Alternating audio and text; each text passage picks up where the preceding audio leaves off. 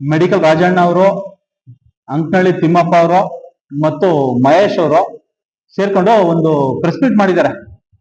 ವಿಷಯ ಏನಪ್ಪಾ ಅಂತಂದ್ರೆ,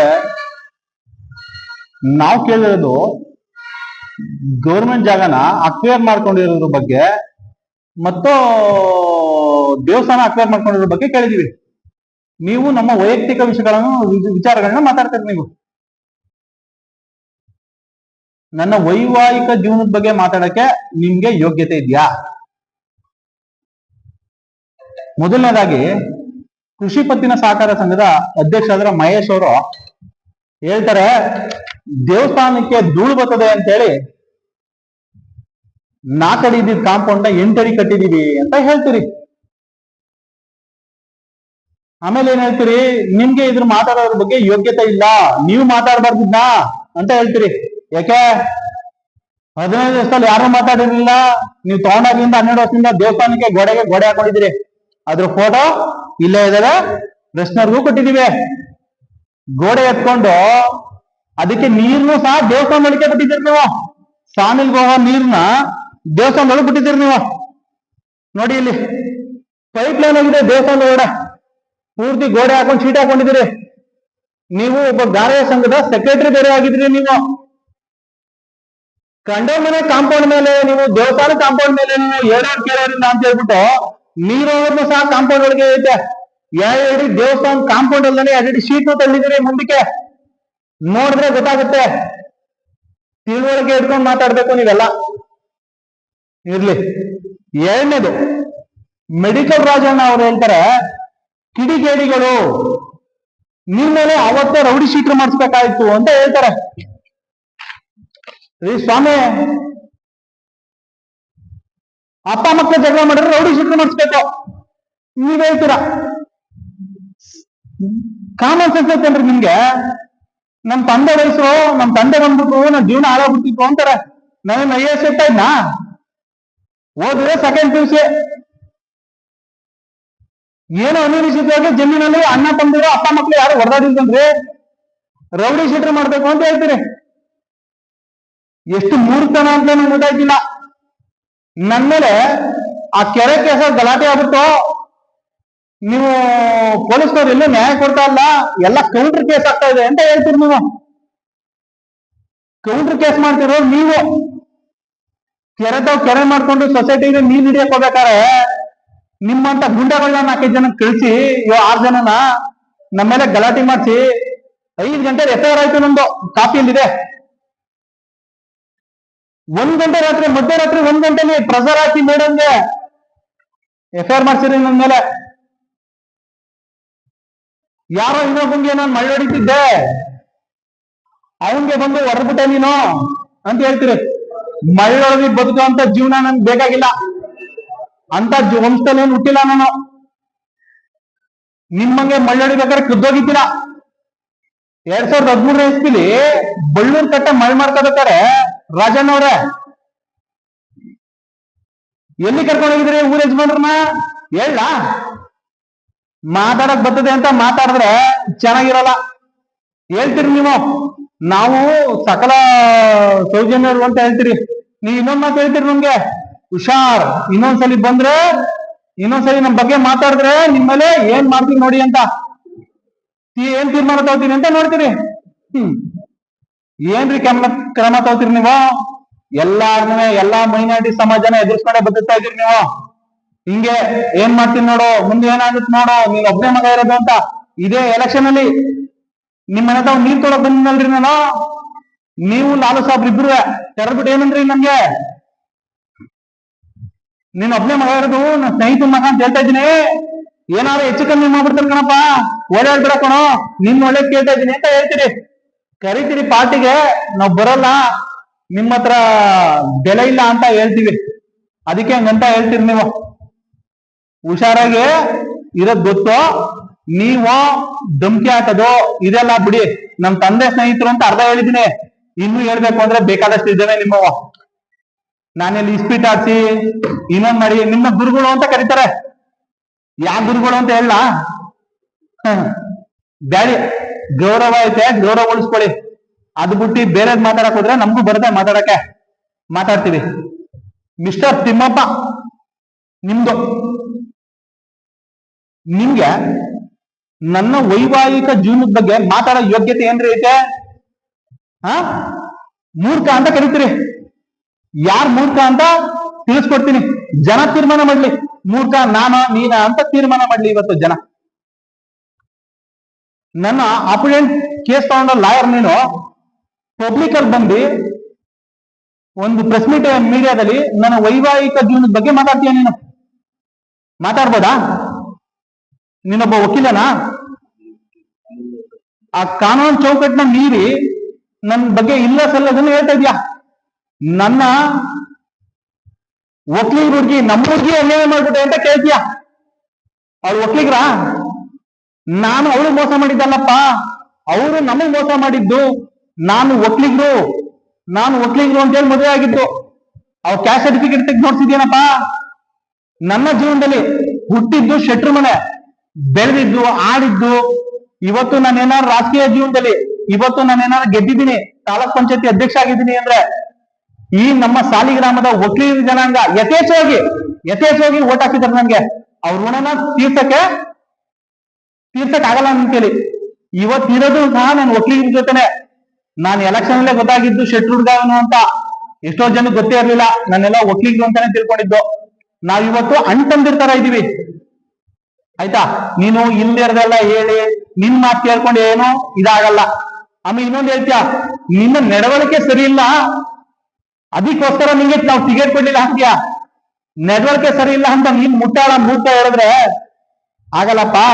ಜನ ಯಾವತ್ತು ಕಾಂಗ್ರೆಸ್ ಓಟ್ ಹಾಕ್ತಾ ಇರೋರು ನಮ್ಮೂರಲ್ಲಿ 952 ಓಟಲ್ಲಿ ಲೀಡರ್ ಗೆಲ್ತಾರೆ ಜನ. ನನ್ನ ಇದೇ ವಕೀಲ ಸಮಾಜ ಜನ ಓಟ್ ಹಾಕಿರೋದು.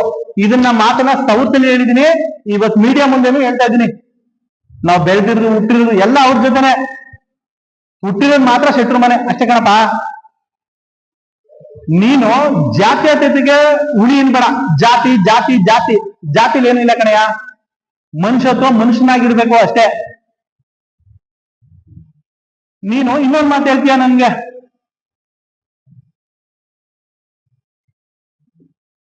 ಬಿಡು ಹೋಲಿ ಬೇಡ. ನಿನ್ ಬಗ್ಗೆ ಹೇಳಕ್ ಹೋದ್ರೆ ನೀನ್ ಹೇಳ್ದೆ ಅಂತ ನಾನ್ ಹೇಳಿದ್ರೆ ನಿನ್ಗೂ ನನ್ಗೂ ಏನು ವ್ಯತ್ಯಾಸ ಇರಲ್ಲ. ಈಗ ವಿಷಯಕ್ಕೆ ಬಂದ್ಬಿಡೋಣ. ನಾನ್ ಕೇಳ್ತಾ ಇರೋದು ದಾಖಲಾತಿ ಇಟ್ಕೊಂಡು ಪ್ರಶ್ನೆ ಮಾಡ್ತಾ ಇದ್ದೀನಿ. ಆಯ್ತಾ? 77/77 ಪೆಟ್ರೋಲ್ ಬಂಕ್ ಅಲ್ಲಿ ರೋಡೇ ಹೊಡಿದಾನೆ ದುಡ್ಡು ತಗೊಂಡಿದ್ದೀರಿ ನೀವು. ಯಾವ ತರ? ನಾವು ರೋಡ್ ದಾಖಲಾತಿ ಇಲ್ದೇನೆ ನಮ್ಗೆ ದುಡ್ಡು ಕೊಟ್ಬಿಟ್ಟಿದಾರ ಅಂತ ಹೇಳ್ತೀಯ. ದಾಖಲಾತಿ ಮಾಡ್ಕೊಂಡಿದ್ದೀರಲ್ಲಪ್ಪ. 13 ವರ್ಷ ಒಬ್ಬ PDOನ ಮಡಿಕೊಂಡು ನೀವು ರೋಡ್ಗಳಿರೋದ್ನ ಹಿಂದೆ ನೀರ್ ತಗೊಳಕ್ಕಿಂತ ಮುಂಚೆ 2010ರಲ್ಲೋ 12ರಲ್ಲೋ ನೀವು ತಗೊಂಡಿದ್ದೀರ ಜಾಗನ. ಅದಕ್ಕಿಂತ ಹಿಂದೆನೆ ರೋಡ್ ಹೋಗಿತ್ತು. ಈಗ ನೀವು ರೋಡ್ ಹೋಗಿರೋ ಜಾಗ ಇದ್ ಮಾಡಿದ್ದೀರಾ. 43,58,279 ರೂಪಾಯಿ ದುಡ್ಡು ತಗೊಂಡಿರಲ್ಲ ಸ್ವಾಮಿ. ನಿಮ್ ನಾಯಕರಿಗೆ ಹೇಳಪ್ಪ. ತಿಮ್ಮಪ್ಪ, ನೀನೇನೋ ಹೇಳ್ತಿದ್ದೆ ನನ್ಗೆ, ನೀನ್ ಸಾರ್ವಜನಿಕರ ಜೀವನದಲ್ಲಿದ್ರೆ ನೀನ್ ಇದಿದ್ರೆ ನೀನು ನಿನ್ ತೋಟ ಸ್ಮಶಾನಕ್ಕೆ ಆಗ್ಬಿಟ್ಟೈತೆ, ಬಿಟ್ಬಿಡು, ನಿನ್ಗೆ ಮಾನ ಮರ್ಯಾದೆ ಇದ್ರೆ ಬಿಟ್ಬಿಡು ಅಂತ ಹೇಳ್ತಿದ್ದೆ. ನಮ್ಮನ್ನ ನಾವು ಹುಟ್ಟಕ್ಕಿಂತ ಮುಂಚೆನೆ ಸಾಗುವಳಿ ಮಾಡ್ತಿದ್ರು ನಮ್ ತಾತ ಅವರು. ನಾನು ಹುಟ್ಟಕ್ಕಿಂತ ಮುಂಚೆನೆ 99ನಲ್ಲಿ ಫಾರಂ 53 ನಮ್ಮ ದೊಡ್ಡಪ್ಪಂಗ ಅದು ನಮ್ಮ ಆದೇಶ ಆಗೈತೆ. 53 ನಾವು ಕಾಲ ಮಾಡ್ತಿದೀವಿ ಅಂತ. ಸಾಕ್ಷಿಗೆ ತೆಂಗಿನ ಮರ ಇದಾವೆ. ಈಗ ನಾನೇ ನಿಮ್ಗೆ ನಾನು ಈ ಉಚ್ಕ ಬಂದ್ಬಿಟ್ಟು ನೆನ್ನೆ ಹಾಕ್ಬಿಟ್ಟೇನು ಹೇಳ್ತಾ ಇಲ್ಲ. ಸಾಕ್ಷಿಗೆ ತೆಂಗಿನ ಮರನು ಇದಾವೆ ನಮ್ಮ ಹತ್ರ. ಅದಕ್ಕೆ ಹೈಕೋರ್ಟ್ ಅಷ್ಟೇ ಕೊಟ್ಟಿರೋದು, ಸುಮ್ಮನೆ ಕೊಟ್ಟಿಲ್ಲ. ನೀನ್ ಹೇಳ್ತೀಯ ನಮ್ದೆಲ್ಲ ಕರೆಕ್ಟ್ ಆಗೈತೆ, ದಾಖಲಾತಿ ಇಲ್ದೇ ಕೊಟ್ಬಿಟ್ರೆ ಅವ್ರು ದಡ್ರ ಅಂತ. ಅವ್ರು ದಡ್ರಲ್ಲ. ನಿಮ್ಮ ಪ್ರಭಾವನ ಬಳಸಿ, ಯಥೇಚ್ಛಾಗಿ ಪ್ರಭಾವ ಬಳಸಿ ರೋಡ್ ಹೋಗಿರೋ ಜಾಗನ ಇನ್ಶೆಟ್ ಮಾಡ್ಕೊಂಡು ದಾಖಲಾತಿ ಮಾಡಿದ್ದೀರಿ. ಮುಂದಿನ ದಿನದಲ್ಲಿ ಇದನ್ನ ಲೋಕಾಯುಕ್ತಕ್ಕೆ ಕೊಡ್ತಿದ್ದೀನಿ. ಆಯ್ತಾ? ಅಲ್ಲಿ ಪ್ರೂವ್ ಮಾಡಿದೀವಿ. ರೋಡ್ ಹೋಗಿರೋ ಜಾಗನ ಅವನಿಗೆ ಇನ್ಶೆಟ್ ಮಾಡ್ಕೊಟ್ಟ. ರೋಡೇ ಇಲ್ಲಿರೋ ಜಾಗಕ್ಕೆ ಅವನಿಗೆ ದುಡ್ಡು ಕೊಟ್ಟ. ಕೋರ್ಟಲ್ಲಿ ಉತ್ತರ ಕೊಡ್ತೀನಿ ಸ್ವಾಮಿ. ನೀವು ಕೋರ್ಟಲ್ಲಿ ಉತ್ತರ ಕೊಡಿ. ನಿಮ್ಗಿದ್ರೆ ದೇವಸ್ಥಾನಕ್ಕೆ ಕೊಡೋ ಕಾಂಪೌಂಡ್ ಹಾಕೋತೀರಿ, ಪಂಚಾಯತಿ ಜಾಗದಲ್ಲಿ ನೀವು ಮರ ಸುರ್ಕೋತೀರಿ. ದಾಖಲಾತಿ ಇಲ್ಲದಿರೋದಕ್ಕೆ ನೀವು ತಗೊಂಡ್ರೆ 6 ಕುಂಟೆ, ಆದ್ರೆ ನಿಮ್ದು ಈ ಸೊತ್ತು 9 ಕುಂಟೆ ಅಲ್ಲ ಸ್ವಾಮಿ. ಯಾವ ತರ? ನಾನು ರೋಡ್ಗಳೈತೆ ದೇವಸ್ಥಾನ ಜಾಗ ಒತ್ತುವರಿ ಮಾಡ್ಕೊಂಡಿದ್ದೀರಿ, ಮಿಲ್ಲರ್ ಜಾಗ ಒತ್ತುವರಿ, ಪಂಚಾಯತಿ ಜಾಗನ ಒತ್ತುವರಿ ಮಾಡ್ಕೊಂಡಿದ್ದೀರಿ ಅಂತ ಹೇಳಿದ್ರೆ ನನ್ನ ವೈವಾಹಿಕ ಜೀವನ, ನನ್ನ ಪರ್ಸನಲ್ ವಿಷಯ ಮಾತಾಡ್ತೀರಿ. ನಿಮ್ಮ ತಟ್ಟಲ್ಲಿ ಹೆಗಣ ಕೊತ್ತಿ ಎಲ್ಲ ಬಿದ್ದವೆ, ಅವನ್ ಕ್ಲಿಯರ್ ಮಾಡ್ಕೊಳ್ಳಿ. ನಮ್ ತಟ್ಟಲ್ಲಿರೋ ನೊಣ ಹುಡುಕ್ಬೇಡಿ. ನನ್ಗೆ ನ್ಯಾಯ ಬೇಕು ಅಂತ ನಾನು ನ್ಯಾಯಾಲಯಕ್ಕೆ ಹೋಗಿದ್ದೀನಿ, ಆಯ್ತಾ? ನಿಮ್ಮಂಗೆ ಕದ್ದಿ ಮುಚ್ಚಿ ಮಾಡ್ಕೊಂಡು ಬೇರೆ ಬೇರೆ ಕೆಲಸ ಮಾಡ್ಕೊಂಡು ಮಾಡ್ತಿಲ್ಲ. ಹೇಳು ಅಂದ್ರೆ ಹೇಳ್ತೀನಿ ನಾನು. ನೀನ್ ಏನೇನ್ ಮಾಡಿದ್ಯಾ, ಯಾರ ಮನೆ ಹಾಳು ಮಾಡಿದ್ಯಾ, ಎಲ್ಲಾನು ಹೇಳ್ತೀನಿ ನಾನು. ನಾನ್ ಕೇಳೋ ಪ್ರಶ್ನೆಗೆ ಲೇಔಟ್ ಮಾಡಿದ್ದೀರಿ ನೀವು. ಕರ್ಪುರಹಳ್ಳಿ ಗ್ರಾಮದಲ್ಲಿ ಕುವೆಂಪು ಬಡಾವಣೆ ಅಂತೇಳಿ ಒಂದು ಬಡಾವಣೆ ಪಕ್ಕದಲ್ಲಿ ಒಂದು ಲೇಔಟ್ ಮಾಡಿದಿರಿ. ಪಾರ್ಕಿಂಗ್ ಬಿಟ್ಟಿದ್ರೇನ್ರಿ, CSS ಬಿಟ್ಟಿದ್ರೇನ್ರಿ, ಪಂಚಾಯತಿ ಬರ್ಕೊಟ್ಟಿದ್ರೇನ್ರಿ? ಎಲ್ಲಾನು ಈ ತರ ನಡ್ಕೊಂಡ್ ಮಾಡ್ಕೊಂಡಿದ್ರಲ್ರಿ. ಎಲ್ಲಾ ದಾಖಲಾತಿಗಳು ಇದಾವೆ, ಆಯ್ತಾ? ನೀವು ಎಂಟಾಣಿ ಒಗೆಸಪ್ ಮಾಡ್ಬಿಟ್ಟು, ಎಂಟಾಣಿಗೆ ತರದ್ ಮಾಡ್ಬಿಟ್ಟು 15 ರೂಪಾಯಿಗೆ ಒಗೆಸಪ್ ಮಾಡ್ಬಿಟ್ಟು ಸಾವುಕಾರ ಆಗಿದ್ದಲ್ಲ. ಹಿಂಗೆ ಬಡವ್ರ ಬಗ್ಗೆ ಮೇಲೆ ಇದ್ ಮಾಡ್ಕೊಂಡು ಸಾವುಕಾರ ಆಗಿರೋದು ನೀವು. ಹೆಂಗೆ ಅಂತ ಹೇಳ್ಬೇಕಾ? ನೀವು ಒಕ್ಲಿಗ್ರು ನ್ಯಾಯ ಕೊಡ್ತೀವಿ, ಒಕ್ಲಿಗ್ ನ್ಯಾಯ ಕೊಡ್ತೀವಿ ತಿಮ್ಮಪ್ಪ ಕೊಡ್ಸಪ್ಪ. 800 ಜನ ದುಡ್ಡು ಕಟ್ಟಿದ್ರೆ ಸಹಿಸ್ಬೇಕು ಅಂತ ಮೈಸೂರ್ಲಿ, ಅದರಲ್ಲಿ 700 ಜನ ನಮ್ಮ ಒಕ್ಲಿಗರೇ ಇರೋದು. ನೀವ್ ನ್ಯಾಯನೇ ಕೊಡ್ಸ್ಬೇಕು ಅಂದ್ರೆ ಅವ್ರಿಗೆ ಕೊಡ್ಸಪ್ಪ. ಗೌರ್ಮೆಂಟ್ ದುಡ್ಡ ಹೊಡಿತಾರಲ್ಲಪ್ಪ, ಇಲ್ಲಿ ರೋಡ್ ಇರೋ ಜಾಗಕ್ಕೆ ದುಡ್ಡು ತಗೊಂಡು 43 ಲಕ್ಷ ದುಡ್ಡು ತಗೊಂಡಾರಲ್ಲಪ್ಪ, ಇದಕ್ ನ್ಯಾಯ ಕೊಟ್ಟಪ್ಪ.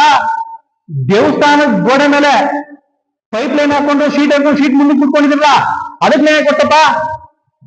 ಪಂಚಾಯತಿ ಜಾಗದಲ್ಲಿ ಮರ ಹಾಕೊಂಡಿದ್ರಲ್ಲಪ್ಪ, ಅದಕ್ ನ್ಯಾಯ ಕೊಡ್ರಪ್ಪ. ಇದೇ ನಿಮ್ಮ ತಾರಾಮಹೇಶ್ವರ ಮನೆ ತಗೋ ರೋಡ್ ಮಾಡಿದಾರೆ, ಅಲ್ಲಿಗೆ ಪಾರ್ಕಿಂಗ್ ಮಾಡಕ್ ಬಿಟ್ಟಿದ್ದೀರಾ, 5-5 ಲಕ್ಷ ದುಡ್ಡು ತಗೊಂಡವ್ರ. ಲೈಟ್ ಕಂಬ ಹಾಕಕ್ ಬಿಟ್ಟಿದ್ದೀರಾ, ಪೈಪ್ ಹಾಕಕ್ ಬಿಟ್ಟಿದ್ದೀರಾ, ಏನು ಮಾಡಕ್ ಬಿಟ್ಟಿಲ್ಲ ನೀವು. ಯಾಕೆ? ದೇಶಕ್ಕೆಲ್ಲ ಒಂದ್ ಕಾನೂನ್ ಆದ್ರೆ ನಿಮ್ಗೊಂದ್ ಕಾನೂನಾ?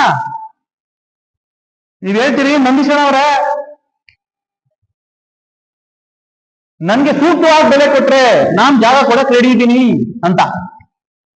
ಸೂಕ್ತವಾಗಿ ಬೆಲೆ ನಿಮ್ಗೆ ಒಬ್ಬರಿಗೆ ಸಪರೇಟ್ ಕಾನೂನು ಇದ್ದದೇನ್ರಿ? 165 ಕಿಲೋಮೀಟರ್ ಹೆಂಗ್ ಕೊಟ್ಟಿದಾರ, ಅದೇ ಸೂಕ್ತವಾಗಿ ಕೊಡ್ಬೇಕು ತಾನೆ. ನಿಮ್ಗೆ ಸೂಕ್ತವಾಗಿ ಬೆಲೆ ಬೇಕು ಅಂದ್ರೆ ಕೋರ್ಟ್ಗೆ ಹೋಗಿ ಸ್ವಾಮಿ. ಅದು ಬಿಟ್ಬಿಟ್ಟು ಹಿಂದೆ ಇರೋ ರೋಡ್ಗೆ ನೀವು ದುಡ್ಡು ತಗೋಬಿಟ್ಟು ಈಗ ನಾನು ನಿಮ್ ಸುದ್ದಿ ಮಾತಾಡ್ದೆ ಅಂತ ಹೇಳ್ಬಿಟ್ಟು ನಾನು ವೈವಾಹಿಕ ಜೀವನದ ಬಗ್ಗೆ ಮಾತಾಡ್ತಿರ್ಲ. ಎಷ್ಟು ಸರಿ ಸ್ವಾಮಿ ಇದು? ನೀವು ನ್ಯಾಯ ಕೊಡ್ತೀನಿ ನಮ್ಮ ಮಕ್ಳಿಗೂ ನೀವ್ ಮಾಡಿರೋದೆಲ್ಲ ಒಕ್ಕಲಿಗರಿಗೆ ಏನೇ ಯಾಕಂದ್ರೆ ಬನ್ರಿ ಮಾತಾಡೋಣ, ವೇದಿಕೆ ಸೃಷ್ಟಿ ಮಾಡೋಣ. ಇನ್ನು ನಮ್ಮ ಹತ್ರ ಬೇಕಾದಷ್ಟೇ ಮಾತಾಡ್ಬೇಕಾರೆ ತಿಮ್ಮಪ್ಪ, ಮಿಸ್ಟರ್ ತಿಮ್ಮಪ್ಪ ಹುಷಾರಾಗಿ ನ್ಯಾಯ ಹಿಡಿದು ಮಾತಾಡ್ಬೇಕು. ನಿನ್ ಮೇಲೆ ಕಾನೂನು ಕ್ರಮ ಜರುಗಿಸ್ತೀನಿ, ಗೊತ್ತಿದೆ. ನಾನು ವೈವಾಹಿಕ ಜೀವನದ ಬಗ್ಗೆ ಮಾತಾಡ್ತೀಯ ನೀನು. ಏನಪ್ಪ ಅರ್ಹತೆ ಇದೆ ನೀನು? ನಿಂಗೆ ಮಾತಾಡ್ಬೋದಾ? ಒಬ್ಬ ನೀನು ನನ್ನ ಡಿಫ್ರೆಂಟ್ ಕ್ಯಾಂಟ್ ಆಗಿ ನೀನು ಮಾತಾಡ್ಬೋದೇನಪ್ಪ?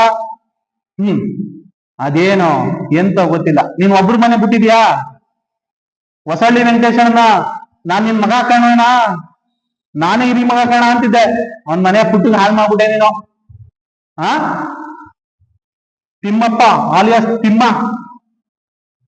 ಮಾತಾಡ್ಬೇಕಾರೆ ಹುಷಾರಾಗಿ ಮಾತಾಡೋ. ಮಾತಾಡಂಗಿದ್ರೆ ದಾಖಲಾತಿ ತಗೋಬಾ. ನಿಂತಾವ್ ಏನಾಯ್ತು ದಾಖಲಾತಿ ತಗೋಬಾ. ನಮ್ತಾವೆಲ್ಲ ಅವೆ.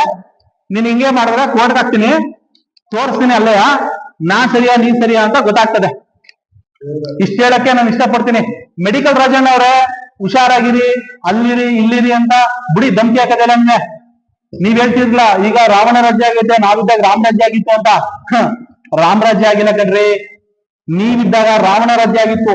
ಒಬ್ಬ ನಿಮ್ಮ ನಡವಳಿಕೆ ಹೆಂಗೆ ಅಂತ ನೋಡ್ತಿದ್ದೆ.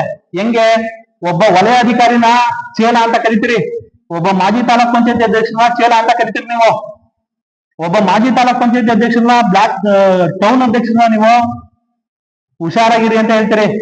ನಾವರಿ ನೀವರಿ ಗುಂಡಾಗಿರಿ ಮಾಡ್ತಾರ. ನಾವರ ನೀವರಿ. ನೀವ್ ಫೋನ್ ಮಾಡಿದ್ಕೆ ರೆಕಾರ್ಡ್ ಬೇಕು ಅಂತ ಹೇಳ್ತೀರಿ. ಫೋನ್ ಮಾಡಿ ರೆಕಾರ್ಡ್ ಕೊಡಕತ್ತಿಲ್ಲನ್ರಿ. ನಾವ್ ಇಷ್ಟು ಹೇಳಿದ್ರಲ್ಲಿ ಒಂದು ತಪ್ಪಾಗಿದೆ. ನೀವ್ ಹೇಳಿದ್ಕೆ ನಾನ್ ಶರಣ ಆಯ್ತೀನಿ ಕಣ್ರಿ. ಕಪಿಲ್ ಬಂದ್ ಸತ್ಯ ಮಾಡಕ್ ನಾನ್ ರೆಡಿ ಇದೀನಿ. ನೀವ್ ರೆಡಿ ಇದೀರಲ್ರಿ?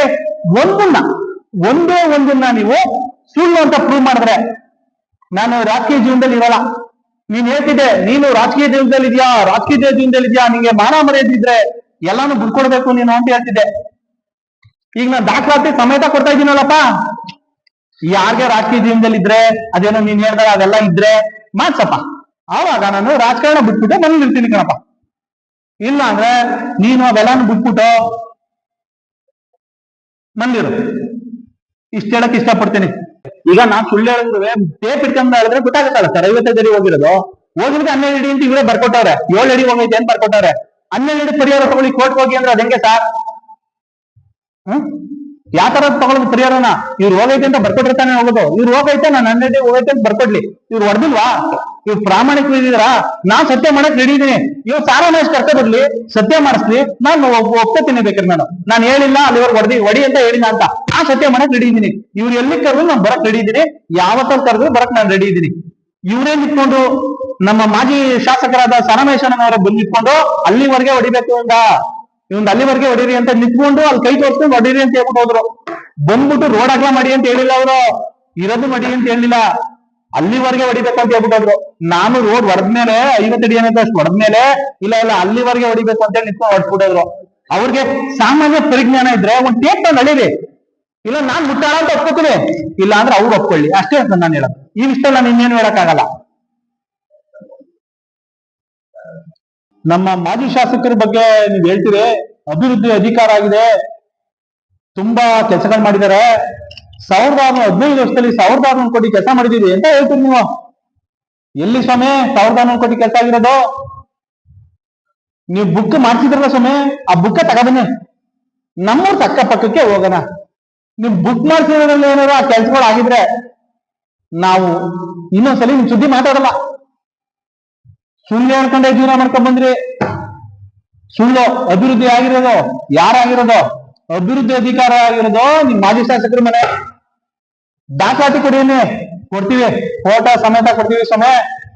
ಫೋಟೋ ನೀವೇನೇನ್ ಮಾಡಿದಿರಿ, ಎಲ್ಲೆಲ್ಲಿ ಅಭಿವೃದ್ಧಿ ಆಗದೆ, ಬೇಕಂತ ಬೇಕಾಗಿಲ್ಲ, ಬ್ಯಾಡ್ದಿರ್ತ ಬೇಕಾಗದೆ, ಎಲ್ಲ ದಾಖಲಾತಿನೂ ಕೊಡ್ತೀವಿ. ಆಯ್ತಾ? ಅದು ಬಿಟ್ಬಿಟ್ಟು ಬೇರೆ ಬೇರೆ ವಿಷಯ ನೀವು ಚರ್ಚೆ ಮಾಡಿ. ನಿಮ್ದು ಏನೇನು ನೀವು ಮಾಡಿಲ್ಲ ನಾವು ಪ್ರೂವ್ ಮಾಡ್ತೀವಿ. ನಾವ್ ಹೇಳಿರೋ ದಾಖಲಾತಿಗಳನ್ನ ನಾವು ಪ್ರೂವ್ ಮಾಡ್ತೀವಿ. ನಾವು ರೆಡಿ ಇದೀವಿ. ಪ್ರೂಫ್ ಐತೆ ನಮ್ಮ ಹತ್ರ, ಫೋಟೋಗಳು ಇದಾವೆ ನಮ್ಮ ಹತ್ರ. ನೀವು ಇಲ್ಲ ಅಂತ ಪ್ರೂವ್ ಮಾಡಿ, ಅವಾಗ ನಾವು ಒಪ್ಕೋತೀವಿ. ಇಷ್ಟ ಹೇಳಕ್ ಇಷ್ಟಪಡ್ತೀನಿ ನಿಮ್ಗೆ.